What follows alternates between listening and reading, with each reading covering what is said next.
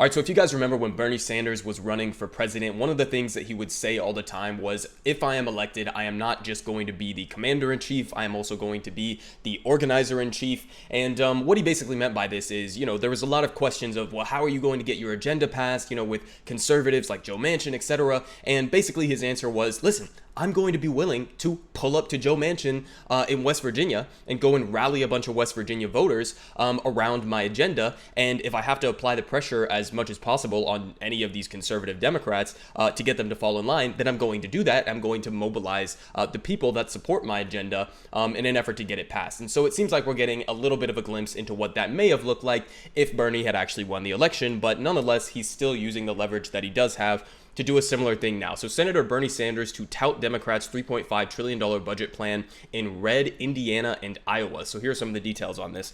So the Vermont Independent will head to Indiana and Iowa later this month to pitch the $3.5 trillion spending plan Democrats hope to push through Congress this year. As chairman of the Budget Committee, Sanders plays a pivotal role in crafting the proposal, which Democrats aim to pass without Republican votes through budget reconciliation. And the self-described Democratic Socialist will campaign for the measure in Hoosier and Hawkeye State congressional districts where former President Donald Trump garnered more votes in the 2020 election than in 2016. And Sanders said in a statement, said he hopes to highlight public support for the policies included in the plan, even in areas represented by Republicans. And he said, quote, within the next several months, Congress will be voting on the most consequential piece of legislation for working people, the elderly, the children, and the sick and the poor since FDR and the New Deal of the 1930s. Listen, I get why he's using this as a pitching point in terms of comparing it to the New Deal and FDR, but the reality is, okay, this is maybe the most substantial piece of legislation since the days of FDR, but that's really more of a commentary on how we haven't had a president since FDR who's been even willing to come close to that. So it's not so much that this is really substantial and very close to the New Deal. It's really more that we haven't had any representation that even pushes for anything close to the New Deal era. And this is, a tiny fraction proportionately to how much the New Deal was actually invested in terms of how it relates to the total size of our economy at the time. They were spending and pouring in money that was like, 30 to 40% of our entire economy size. This is, $3.5 trillion. It's a tiny fraction of that. But continuing on, he says, while it will have no Republican support in Washington, Democrats, independents, and working class Republicans all over the country support our plan to finally invest in the long neglected needs of working families. I very much look forward to hearing from some of them. And Sanders will hold town halls in West Lafayette, Indiana on August 27th and Cedar Rapids, Iowa on August 29th. So if you live in either of those areas, go watch Bernie. It would probably be entertaining to see how he tries to pitch this to more Republican and independent-minded voters. And so just to give you a reminder on what's actually in this package that people overwhelmingly support. So Sanders has pitched the budget plan as a transformational investment in American families. It would expand access to childcare and paid leave, lower the Medicare eligibility age, and expand benefits, extend strengthened household tax credits, and create universal pre-K and use incentives to encourage clean energy adoption. And just for the popularity of it, while the GOP has opposed the plan in Washington, polls suggest broader support for it in the general public. Americans back the plan, back the $3.5 trillion proposal by a 62 to 32% margin, according to a Quinnipiac poll taken in late July and early August. So 62 to 32%. It's overwhelmingly favored by the American people, right? So if you were a Democrat, even a conservative Democrat, like somebody like Joe Manchin, who lives in West Virginia, which desperately needs infrastructure, then this is something that you should be supporting, because it's not just Democrats. It's not just like the radical left or anything. It's basically the entirety of the Democratic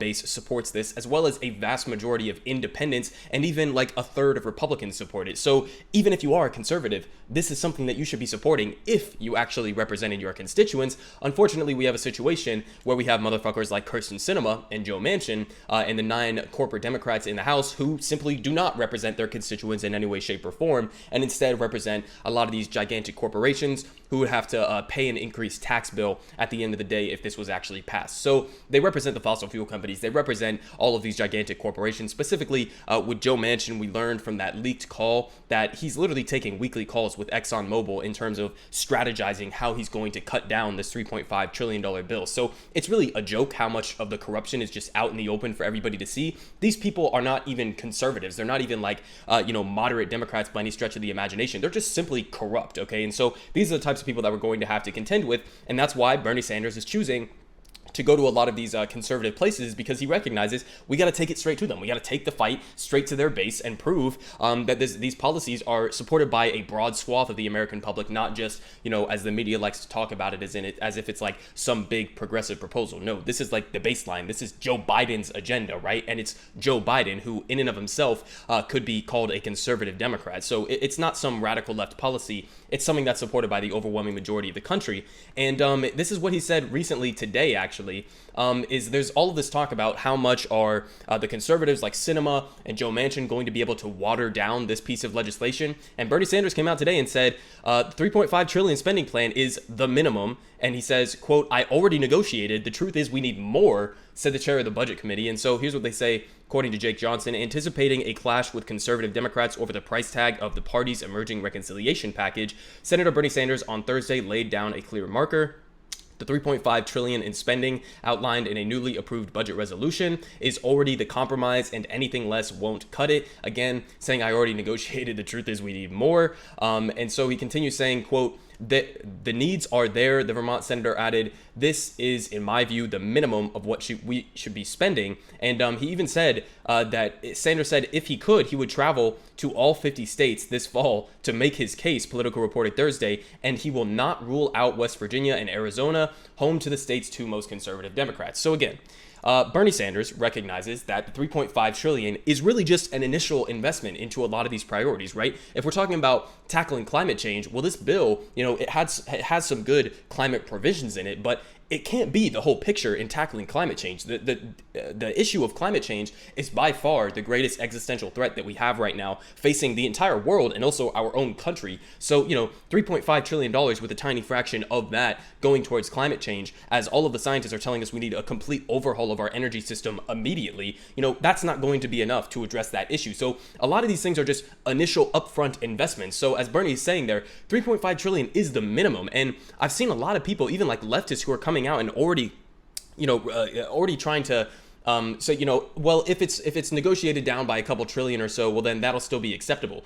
No. Why? We have just as much leverage as all of these conservative Democrats have. In fact, for example, in the House, you have 9 conservative Democrats coming up against basically a vast majority of the Congressional Progressive Caucus, which is like dozens of Democrats. And then in the Senate, you also have the vast majority of the Democratic Party, which would support the full $3.5 trillion bill. So it's just bizarre to me that people have given up their hands or are bowing down to these conservative Democrats that are a tiny minority that they simply need to get to fall in line. And so I 100% support Bernie Sanders' strategy here, and this needs to be an all-encompassing strategy for everyone who supports the 3.5 trillion. You need an all-out assault happening right now, okay? Because all of this is going to be unfolding, and whether or not this gets passed, we're going to be knowing all of this within the next month or so. They set the September 27th deadline in the negotiations that they had yesterday about how they were going to pass these two bills. So you got about a month to apply as much pressure as physically possible on the Kirsten Sinemas, the Joe Manchins of the world, as well as those 9 corporate Democrats who are standing in the way.